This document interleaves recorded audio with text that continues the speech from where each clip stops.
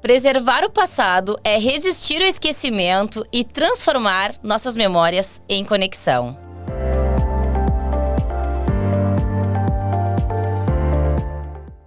E no episódio de hoje, a gente recebe ela, que é professora, historiadora, criadora de conteúdo digital e agora cidadã pelotense.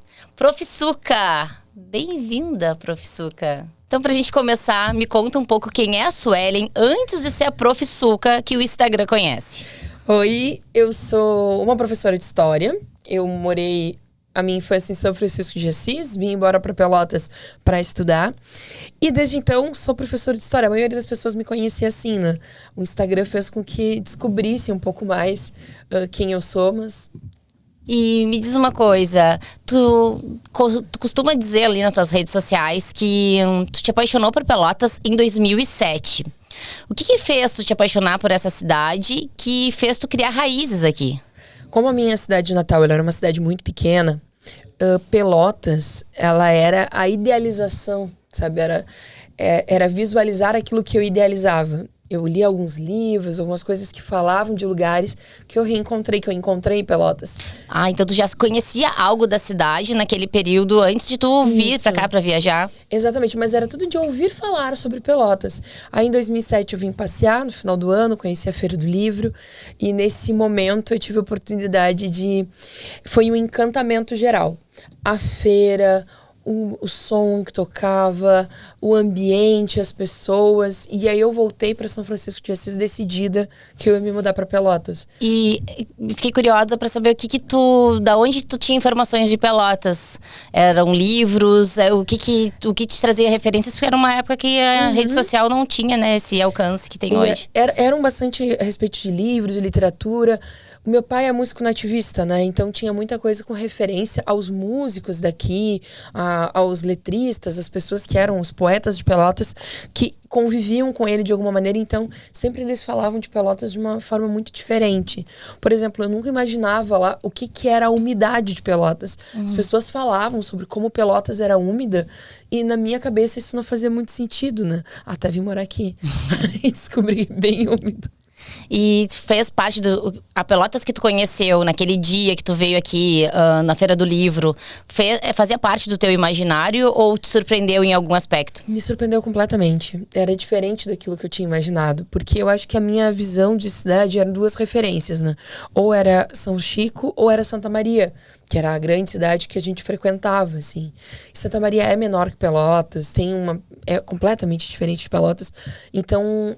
Eu lembro de, nos primeiros momentos, ficar passeando na cidade, vendo os casarões, completamente apaixonada, assim. Encantada pelo que Pelotas oferecia. E tu acha que essa conexão com esse teu amor pela cidade e o teu ofício de historiadora tem a ver ali nas tuas memórias afetivas da família? Porque me parece muito isso, que tu fala de Pelotas tu conheceu a cidade através das memórias dos teus familiares que vinham visitar aqui. E aí, a escolha do teu ofício se conecta com essa trajetória, muito. Não? Eu descobri que o que eu gostava de fazer tinha a ver com história, porque a minha avó paterna contava muitas histórias de vivências dela. E ela nasceu na fazenda do Itu, que é a fazenda do Getúlio Vargas. Meu bisavô era funcionário de Getúlio. Então ela contava memórias dela, do pai dela, do Getúlio chegando de avião, dos políticos que passavam pela fazenda no período que ele estava aqui meio que autoexilado no Rio Grande do Sul. E tudo aquilo me encantava muito, né? Tipo, como o presidente do Brasil, tipo, estava no lugar onde a minha avó viveu durante a infância, né? E aí, e também o fato de que, tipo, o João Goulart também é daquela região, tem terras ali por perto de São Chico, então as famílias conhecerem. Então era um pouco engraçado tu tá falando da tua história e se confundir com uma história do Brasil, né? Tipo, uma coisa muito maior. E eu era apaixonada por ouvir essas histórias e querer saber se elas eram reais, se elas eram verdadeiras. E aí, quando eu vim para Pelotas e eu vi o ambiente, eu descobri que era aquilo mesmo que eu queria fazer. Eu estava decidida a fazer direito, aí não, vou pro caminho da história, eu fui fazer faculdade de história, encantada por isso. E aí aconteceu um processo que é o seguinte: eu guardo muitas histórias. Eu escuto histórias que as pessoas contam, quase como causos, e eu tenho uma memória... Desde a infância, é isso? Desde a infância, assim, de lembrar de coisas que aconteceram, de como aconteceram. Só que eu vim para Pelotas e eu comecei a perceber que as pessoas não sabiam essas histórias. E me chamava muito a atenção que eu falava, tá, tu sabe que em Pelotas teve tal assunto, aconteceu tal coisa, as pessoas de Pelotas não saberem. E isso sempre foi um incômodo, né? Poxa, eu queria que as pessoas valorizassem, que elas soubessem. E foi aí que começou a ideia do projeto. Ah, legal. E interessante saber que através de tu percebeu um déficit, então, na memória do pelotense, e aí tu teve, então, o teu insight para ir para as redes sociais, que essa é a pergunta que eu já estava preparada para te fazer. Em qual momento que tu, como historiadora, professora, um ofício, né, que é muito valioso, mas que também tem o seu lado conservador, já um padrão formado do que é ser professor, em qual momento que tu pensou em te arriscar, ir para as redes sociais e propagar a história de Pelotas? Excelente pergunta. Eu dava aula em uma escola, principalmente para o ensino fundamental, e eu contava algumas histórias para os alunos. E os alunos contavam em casa. E aí, quando os pais me encontravam, ou eles iam falar com a coordenação, eles contavam coisas do tipo... Nossa, a professora contou uma história para ele em aula e ele chegou contando em casa.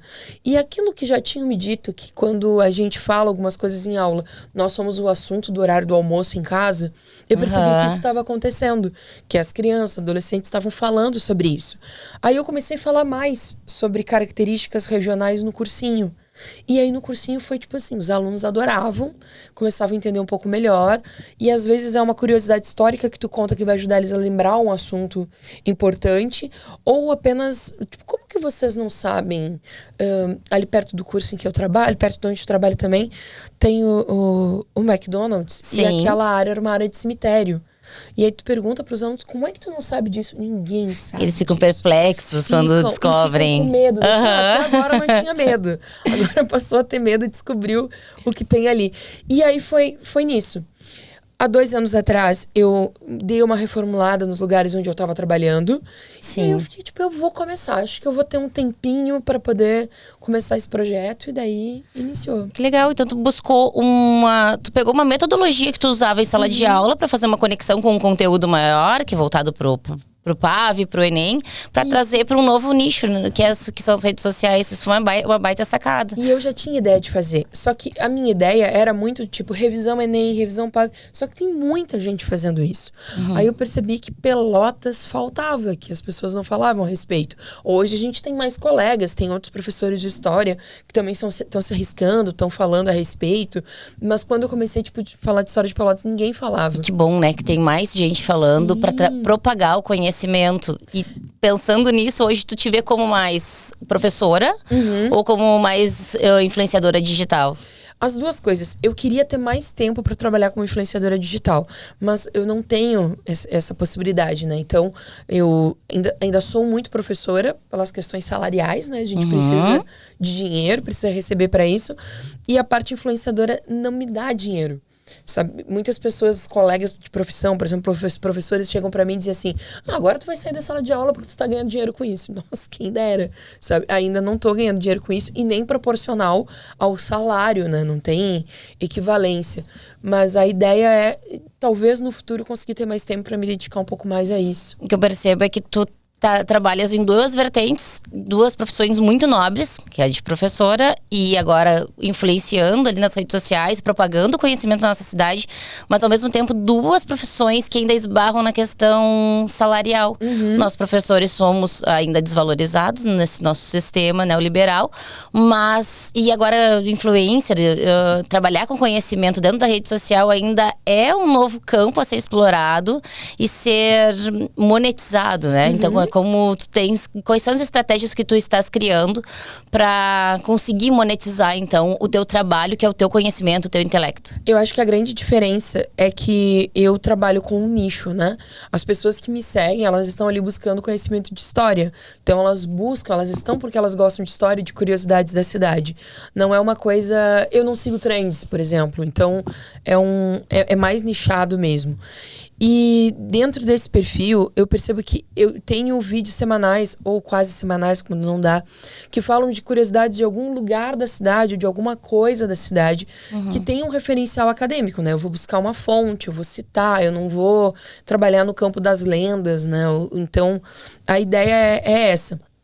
Só que agora eu tô com algumas ideias de tentar fazer algumas outras coisas, de algumas outras abordagens mais rápidas, pedindo para que as pessoas participem mais, também para poder dar um engajamento um pouco melhor. Boa.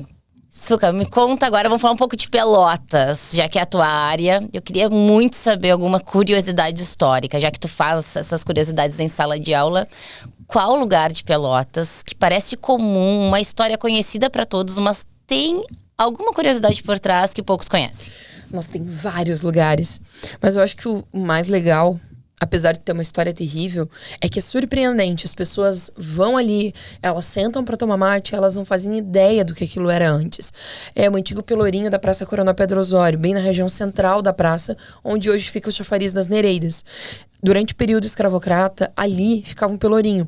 E o pelourinho é o local onde pessoas negras escravizadas eram expostas a agressões, elas apanhavam, algumas eram mortas. Então era uma maneira de quem passava visualizar aquela tortura, aquela questão terrível que estava acontecendo ali. Quando o processo da escravidão vai chegando ao fim, não é bonito tu manter aquilo no centro da praça. Então, no final do século XIX, foi comprado chafarizes, que são os 4 chafarizes, e a caixa d'água ali da frente da Santa Casa, para substituir, principalmente ali, que é onde é colocado o chafariz das Nereidas. Eram 4 chafarizes, né? Um foi roubado da frente da catedral. Então, ficou esses 3 chafarizes que a gente conhece ali pelo centro da cidade. E essa é uma das histórias que as pessoas pouco sabem. Que quando a gente fala a respeito, elas ficam surpresas, assim, de... Aqui? Exatamente. O quanto que ainda não é propagado esse lado da história. O quanto que foi intencionalmente feito para manipular a narrativa da história ali no final do século XIX. Eu queria te perguntar até sobre isso... Pelotas aboliu a escravidão antes de 1888. Tu acha que já era um projeto dos barões de criar essa narrativa? Foi orquestrado por alguém específico? As tuas fontes chegaram a algum grupo de intelectuais que foram contratados para trazer uma nova narrativa para Pelotas? Esse aspecto não, mas o que a gente chega é quase todos os barões da época, eles ganham os títulos de barões porque eles estão alforriando seus escravizados. Desde 1850 tinha no Brasil, a partir da Lei de Terras, uma preocupação com o que vai ser feito com as pessoas pós-escravidão. Havia uma corrente política mais liberal que acreditava que tinha que dar o mínimo de terra, o mínimo de ferramentas para elas poderem começar, o que foi feito com os imigrantes italianos e alemães que vieram depois. E havia outro grupo que não queria dar nada, que achava que os próprios donos de escravos escravizados é que deveriam ser indenizados. Pelotas, muitos começaram a alforriar, como aconteceu um movimento no Brasil, porque quando tu alforria, tu garante que tu não vai ter que pagar indenização nenhuma. Então, tu evita um problema maior. Então, tu vai alforriando para garantir que tu não precise garantir esses direitos depois. Então, quando a abolição acontece em 1884, aqui em Pelotas, pouquíssimas pessoas ainda tinham escravizados. Quase todo mundo tinha alforriado. E os títulos de barões que eles recebem, na maioria, vieram dessa fase. Então, eles estavam ligados à política nacional, muitos fazendo parte de grandes partidos, ou então concorrendo como senadores e deputados federais. E isso fazia com que eles tinham um conhecimento direto da corte, né, para o que estava acontecendo aqui. E nessa época também tem uma política de branqueamento, né? Tu traz os imigrantes italianos e alemães, tu garante que essas pessoas venham e tu substitui a mão de obra escravizada por elas. Então tu faz com que essa pessoa que saiu da escravidão fique totalmente à margem da sociedade, com o problema histórico que a gente tem até agora, né? E pensando nessa manipulação de narrativa da história, tem algum personagem histórico da nossa cidade que tu acredita que seja esquecido pela historiografia? Nossa, eu acho que tem um grande nome, que é o Manuel Padeiro, que era um líder quilombola. Os quilombos ficavam geralmente ali na região da Serra dos Tapes, né? Cascata, aquela área. E o Manuel Padeiro, ele é esse líder que colocou medo nos senhores escravizados, nas pessoas que eram donas das charqueadas, porque ele intervinha para libertar essas pessoas e levar para o quilombo. A gente tem uma pesquisa acadêmica, né? Muito boa, excelente, do professor Caio Alalan, da Unipampa, mas isso não é tão popular, sabe? Isso não é uma coisa que seja falado na aula de história do colégio. para os alunos. Eu acredito que tenha se popularizado um pouco mais através do Duda Keiber, né? Que criou o festival Manuel Padeiro. Se não me engano, foi no ano de 2011. Isso. Que teve um evento, que ele fez um festival ali no Teatro Guarani. Mas ainda não é uma história popularizada. Eu percebo isso também. E já que a gente tá nesse assunto, né, da nossa cidade que foi construída com sangue e suor do povo negro, como é pra ti, como historiadora, falar sobre escravidão, racismo de uma maneira responsável, tanto na sala de aula quanto nas redes sociais? É fundamental, eu acho que essa é uma das nossas grandes bases, né? O compromisso com que as pessoas compreendam o seu passado, entendam o seu presente a partir dele e tenham responsabilidade com isso. Porque senão parece uma coisa muito distante, e não é. A escravidão acabou há menos de 140 anos. Tipo, é muito próxima de nós. E o que eu percebo é que em muitos lugares isso ainda gera um desconforto. As pessoas querem muito mais saber das famílias ricas, dos lugares onde elas viveram, do que especificamente sobre o que aconteceu em Pelotas com a escravidão, com o sofrimento. Então isso ainda é uma coisa que a gente precisa falar para que popularize, sabe? Para que não gere desconforto. Isso que eu fiquei pensando aqui. Tu falou de uma curiosidade, algo que não é...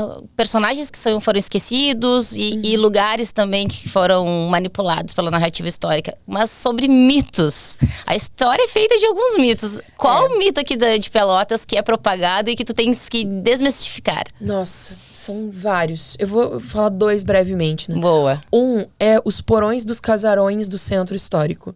Que as pessoas acham que nos porões haviam senzalas, antigas senzalas. Houveram senzalas em porões e outras casas, sim. Só que ali na volta da praça, a casa que mais se fala, que é o Museu do Doce, ela foi construída em 1886, se eu não me engano. Ela foi construída depois que acabou a escravidão.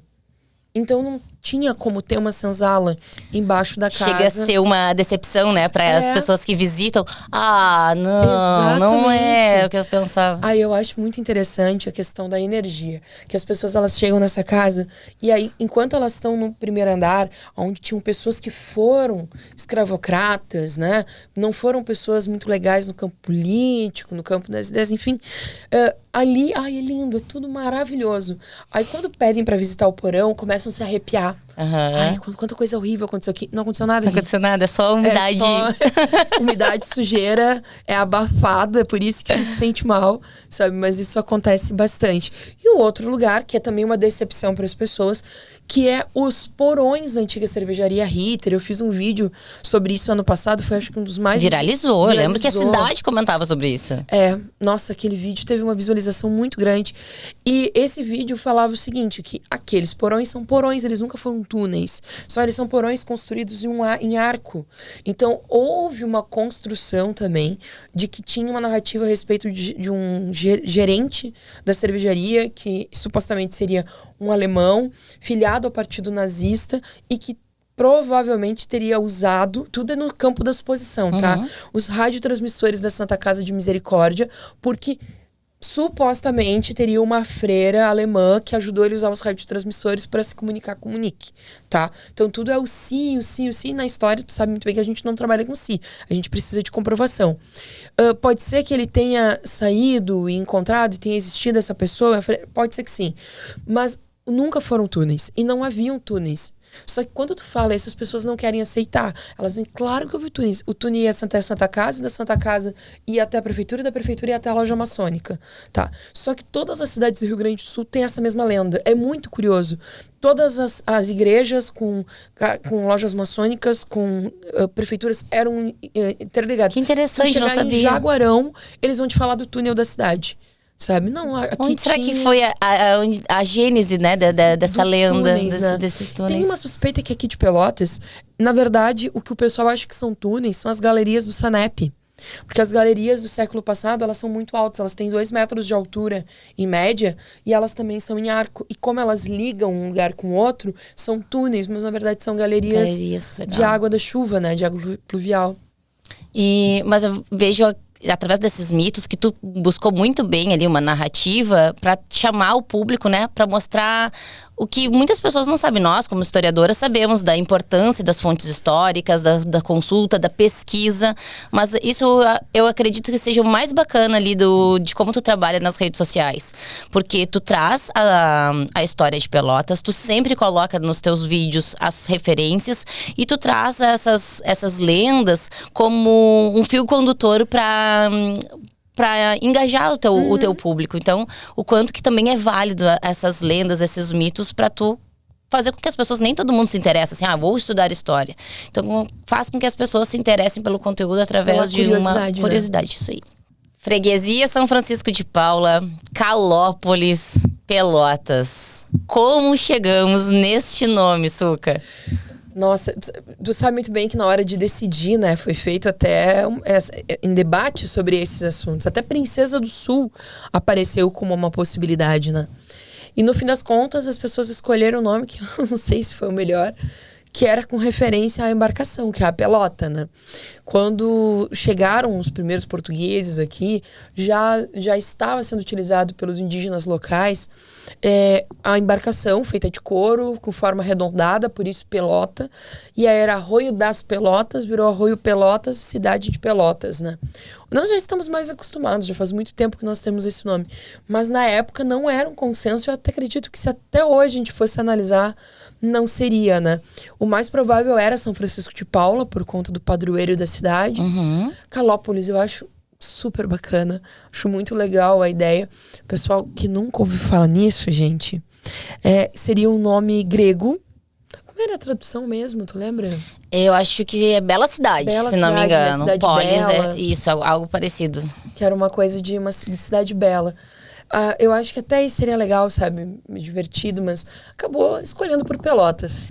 Que bacana, né, Suca? E a gente vê, então, a influência da política também, né? Na construção dessa nova cidade. Onde a maçonaria faz questão de tirar o nome relacionado à Igreja Católica e valorizar a cultura e a literatura indigenista, né? No século XIX. Exatamente. E tu sugeriria outro nome para nossa cidade? Nossa, eu nunca pensei sobre isso. Eu sempre imaginei que poderia ter sido os outros nomes. Sabe, tipo, como teria sido se fosse São Francisco de Paula, se fosse Calópolis, sabe, como que... Mas nunca pensei no outro. Eu também, eu penso que eu não gosto do nome Pelotas, até pelos nossos vizinhos aqui, uruguaios, por alguns A tradução não nos ajuda. Não nos ajuda, mas eu não consigo pensar em outro nome para nossa cidade que não seja esse. Então, Suca, a nossa cidade, querida cidade, completou 213 anos, agora dia 7 de julho. E nesse dia, né, um dia depois, tu recebestes o título de cidadã pelotense. Foi um momento muito simbólico e a gente sabe pelas redes sociais que tu desejava bastante esse momento. Então me conta um pouco como foi ter esse reconhecimento, receber esse título. É muito interessante quando tu nasce numa outra cidade, tu te muda. E aonde tu vive faz muito mais sentido pra ti. Tipo, eu me sinto muito mais pelotense. Chegou um momento da minha vida que eu tô quase vivendo há mais tempo aqui do que eu vivi na cidade onde eu nasci. E quando eu comecei a fazer essa produção de divulgação da história de Pelotas, pensando em como valorizar, em como destacar essa verdade, eu pensava, tipo, poxa, só me falta o título de cidadã pelotense. Já estou fazendo pela cidade, só me falta esse título. E de tanto pensar e falar a respeito disso, aconteceu. Eu fui agraciada com esse título agora no aniversário da cidade. Foi muito legal, porque é um reconhecimento, né? Um reconhecimento pelo que tu tá fazendo, um reconhecimento do teu trabalho. Me senti muito honrada de estar ganhando a placa lá de cidadã pelotense. Merecidamente, porque o teu trabalho, ele perpassa as salas de aula. Tu trabalhas nas escolas privadas, que alunos têm o privilégio de ter a tua aula com essas curiosidades da história, mas tu faz questão também de levar esse teu conhecimento para a sociedade, para a comunidade pelotense ali, de uma maneira, então, muito democrática, né? De fácil acesso, onde as pessoas podem conversar contigo, podem te procurar para fazer palestras, comunicações. Então, nada mais justo do que te dar esse reconhecimento como cidadã pelotense pelo que tu tens feito ali dentro das novas plataformas digitais para propagar o conhecimento que, infelizmente, por muitas vezes, ele se permeia dentro dos muros acadêmicos. Exatamente. Então, parabéns muito e muito obrigada por fazer esse serviço social aqui para nossa cidade. Suca, tu já atua então como professora de escola, cursinhos, na rede social. Tu tens projetos para expandir o teu trabalho em outros formatos, como palestras, comunicações, livros, enfim. O que tu planejas? Todas essas são grandes ideias. Eu ainda não sei como administrá-las. Nesse momento, eu preciso terminar minha dissertação de mestrado. Então, eu quero, nos próximos meses, me doar um pouquinho para mais, para poder concluir ela. E existem muitas procuras que as pessoas me procuram para ser guia de turismo. Tá? A gente quer fazer um city tour, queria ir contigo. Só que como eu não sou guia de turismo, eu não faço isso, eu indico profissionais que são habilitados para fazerem isso. Mas há uma procura muito grande. Por que tu não faz um city tour? Até porque, assim, isso precisaria também estudar e ser guia de turismo, entende? Tem que ter um tempo para isso. Eu não posso simplesmente sair fazendo city tour por aí, passando por cima, né, desses protocolos. Então, isso há uma demanda. Livros. É o grande desejo, mas por enquanto eu não consegui fazer. Existe também uma procura que as pessoas me perguntam por cursos. Tu não vai dar um curso online sobre história de Pelotas? Há uma possibilidade, eu ainda não consegui fazer isso, mas é uma ideia, sabe? Então, tá tudo muito no campo das ideias. Na prática, por enquanto, é pouco, porque eu tô trabalhando demais e tenho a dissertação para acabar. Mas tu tá aberta para parceiros. Isso, sim. Eu fiquei pensando aqui que tem algo por sair, que vai ser na Feira do Livro, onde nós duas participamos do dicionário de Pelotas. O meu verbete é sobre a Fena Doce, e o teu? Sobre a Brahma, cervejaria Brahma. Que interessante. Né? Daqui a pouquinho vai estar o dicionário de Pelotas, a primeira edição, ela já tem mais de 120 mil downloads. Fica o convite para a comunidade pelotense, inclusive, valorizar a produção bibliográfica feita em Pelotas, onde a Prof. Suca também, agora na segunda edição, vai estar. Estaremos lá, né? Estaremos lá. E, Suca, eu fico muito curiosa para saber sobre a questão de como tu lida com o teu ofício de professora, como tu lida com essa credibilidade que o professor tem, até mesmo uma responsabilidade que, por vezes, cai nas costas do professor muito mais do que deveria, né? Que é a questão da educação dos seus alunos, que é terceirizada, às vezes, exclusivamente para a figura do professor. Como é que tu lida, então, com essa relação entre meio que o público e o privado? Ali dentro tu és a professora Suca na sala de aula, mas tu também és a Prof. Suca nas redes sociais. Como é que tu lida, então, na criação dos teus conteúdos? Há uma orientação das escolas que muitas vezes tu entra em sala de aula e tu faça o teu trabalho, tu saia, vá para uma outra turma, que tu não fique, né, com as demandas daquela sala de aula. Mas o que acontece, tu sabes bem, é que há realmente uma terceirização da educação. A quantidade de alunos que o que deveria ser ensinado em casa pelos pais é cobrado na escola, que a gente faça isso. E às vezes simplesmente não dá tempo de estar fazendo tudo ao mesmo tempo, até porque não deveria ser uma função nossa, né? E aí surge um outro critério, que é o fato de que nem só os alunos me seguem, os pais me seguem, pessoas mais velhas me seguem, sabe? Me acompanham nas redes sociais. Então, tu acaba tendo uma relação um pouco diferente. Quando tu chega numa reunião que tenham famílias na escola, as pessoas te tratam como se tu fosse íntima delas. Porque elas convivem contigo, elas acompanham o teu Instagram, elas estão com todas as etapas junto contigo. E, na verdade, não existe essa intimidade, mas as pessoas acabam projetando isso. E tem também o fato que a gente já não tem muita credibilidade muitas vezes do que a gente está fazendo dentro de sala de aula. A gente tem toda uma base nacional comum curricular, a gente tem toda uma pesquisa acadêmica por trás para justificar as coisas que nós estamos falando, a gente propõe debates, a gente fomenta que os alunos pensem com a própria cabeça, que elas sejam críticos, mas ainda assim a gente tem um retorno um pouco de dúvida, porque às vezes o consumo de materiais que não tem fundamentação, que não tratam de história, né, tratam de achismos e tal, acaba vendendo muito mais do que uma professora de história falando. E isso é muito perigoso. Da mesma forma, as pessoas que consomem isso, esses materiais que não têm uma vinculação historiográfica, elas acabam vindo pro teu perfil, e aí eu tenho que respirar fundo e muitas vezes excluir os comentários, porque eu recebo abominações, assim, tipo, coisas terríveis, me xingando de maneira chula, dizendo que eu estou mentindo, porque eu tô... E aí tem as fontes lá e às vezes dá uma desanimada, sabe? Do tipo, poxa, eu já trabalho tanto, tô fazendo isso aqui pra uma coisa legal, e aí vem uma pessoa, a cada vídeo pelo menos aparece uma pessoa pra ser teu hater, assim. Sim. Pra te xingar, desacreditar daquilo que tu tá falando. E eu, por horas, eu penso em desistir. Depois, mas foi uma pessoa. No universo de 100 mil visualizações, uma pessoa veio aqui nos comentários ou no inbox, como geralmente acontece, ser uma de hater, então não vou desistir. Mas é muito difícil, porque principalmente porque as pessoas levam por uma tendência política, dizendo que aquilo que eu tô fazendo não é verdade, ou duvidando, desacreditando. É bem problemático. Eu imagino que deva ser bem problemático no sentido de tu até pensar e reavaliar o quanto que vale essa exposição. Exatamente. Porque tu és a profissuca, mas tu também é tantas outras, né? Já que a gente estamos aqui em um papo entre duas historiadoras, nós sabemos quantas faces nós temos que são múltiplas. E aí, como é que tu lida ali na rede social, sendo a profissuca, a mãe de pets, a esposa do Juan, a colorada? Tu faz um filtro do que tu posta? Hoje um pouco mais. Por exemplo, eu fiz muitos vídeos de camiseta do Inter, tá? E toda vez que eu fazia um vídeo de camiseta do Inter, eu era atacada pelas pessoas dizendo assim: tá, tu está em Pelotas, tem que falar de um time de Pelotas. Mas é que eu não torço pros times de Pelotas, eu torço pro Internacional de Porto Alegre. Entendeu? Eu não vou botar uma camiseta fake só pra fazer uma firula. Já fui em muitos jogos do Chavante, pela proximidade da minha casa. Tenho camiseta do Chavante, é verdade. Mas, tô com a camiseta neutra. Não tem neutra. Tá. Algumas coisas de político partidárias eu evito de tratar, de falar, exatamente porque o que eu recebo depois é muito hater, assim. Se eu digo A ou se eu digo B, o hater vem. E aí, às vezes, eu quero descansar em casa, pensar num vídeo histórico. Então, eu fiz escolhas para não falar sobre isso. E também acontece coisas, por exemplo, esses dias eu estava saindo de um supermercado com o Juan e eu estava numa dor de cabeça pós-trabalho, assim, tipo, uma dor de cabeça muito forte.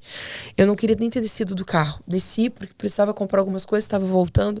E quando eu saí, uma senhora estava com suas compras no carro dela e disse: Prof. Soca. Eu: oi, tudo bem? Eu te sigo. Ah, que legal. Bacana, fico muito feliz. E fui entrando no carro, tá? Recebi um inbox depois dizendo: vou deixar de te seguir porque eu te chamei no supermercado e tu não parou pra falar comigo. Nossa, que cobrança. 9h55 da noite, eu louca de dor de cabeça. Eu agora vi até o horário, porque o supermercado tava fechando, sabe? Só queria chegar em casa, sabe, aquele dia... Mas tu não parou pra conversar comigo. É uma cobrança do tipo, como assim tu não tá à disposição? Disponível. Eu acho comigo? que a rede social faz com que a gente se aproxime tanto das pessoas que elas pensem que elas têm uma intimidade que elas não têm, que elas não possuem. Ou então pessoas que param pra falar comigo e me dizem a mesma coisa sempre. Oi, tudo bem? Eu te sigo. Eu: que legal. Né? Que bacana, fico muito feliz. Tipo, eu gosto do vídeo tal. Que bacana. E acabou. Não tem Sim, mais. que grata tu fica por essa valorização, mas tu não tens a intimidade que eles pensam que tu possa ter. E dentro disso, dessa confusão... Eu te vi e tu era... Eu achei que tu fosse mais simpática, como já ouvi. Eu te vi e achei que tu era mais legal, porque tu não parou pra cumprimentar minha filha. Eu nem vi, sabe? Umas coisas assim. Eu te vi e tu não me contou o que significa esse prédio que a gente tá aqui na frente. Exatamente, é isso aí. E dentro desses desafios que a gente que tu estás relatando aqui, que tem nas redes sociais, tu já tem uma trajetória ali nas redes sociais. O que tu daria de dica para tantos profissionais que buscam complementar a sua renda dentro de professores, educadores que buscam as plataformas digitais para complementar a sua renda, sejam com influencers, seja com vendendo cursos? Tu teria alguma dica dentro desse teu processo que foi tão orgânico?